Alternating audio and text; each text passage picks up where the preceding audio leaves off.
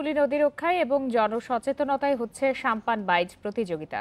সেখান থেকে যোগ দিয়েছেন সহকর্মী অনুপম শীল। অনুপম, নদী রক্ষায় এই ধরনের কর্মসূচি আয়োজনের উদ্দেশ্য কি এবং কতগুলো দল আসলে এই বাইচে অংশগ্রহণ করেছে? আসলে এবার প্রথমবারের মতো চট্টগ্রাম মহানগর আওয়ামী লীগ এই অনুষ্ঠানটি আয়োজন করেছে। কেন আয়োজন করেছে সে বিষয়টি আমরা একটু চট্টগ্রাম মহানগর আওয়ামী লীগের সাধারণ সম্পাদক আজমন নাসিরউদ্দিন তিনি আমাদের সাথে আছেন।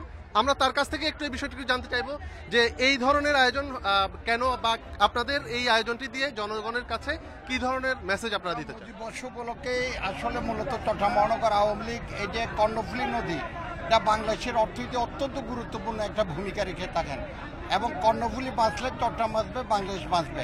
এই বাস্তবতা উপলব্ধি করে চট্টগ্রাম নগরের যারা বা চট্টগ্রামের সকল শ্রেণী পেশার মানুষকে সম্পৃক্ত করার জন্য এটা একটি সামাজিক আন্দোলন অংশ হিসাবে জনগণকে সম্পৃক্ত করার জন্য এবং সচেতন করার জন্য মূলত চট্টগ্রাম মহানগর আওয়ামী লীগ এই সময় উপযোগী এই পরিকল্পনা এবং পদক্ষেপটা আমরা গ্রহণ করেছি। আমরা মনে করি চট্টগ্রাম কর্ণফুলীর যে দখল, দূষণ এবং নাব্যতা হ্রাস, এটা রোধ করা গেলে তাহলে চট্টগ্রাম বন্দর নিয়ে যে দুশ্চিন্তা সেটা দূর হয়ে যাবে। আমাদের অর্থনীতি যেভাবে প্রধানমন্ত্রী বঙ্গবন্ধু জননেত্রী শেখ হাসিনার নেতৃত্বে এগিয়ে যাচ্ছে, এটা সামনের দিনগুলোতে আরও দ্রুত হবে, আরও বেগবান হবে এবং বঙ্গবন্ধুর সোনার বাংলাদেশ আমরা প্রতিষ্ঠার মাধ্যমে প্রধানমন্ত্রী শেখ হাসিনার নেতৃত্বে প্রতিষ্ঠার মাধ্যমে তার সুফল প্রত্যেকটি মানুষের ঘরে ঘরে পৌঁছে দিতে সক্ষম হয়। ধন্যবাদ। জয় বাংলা, জয় বাংলা।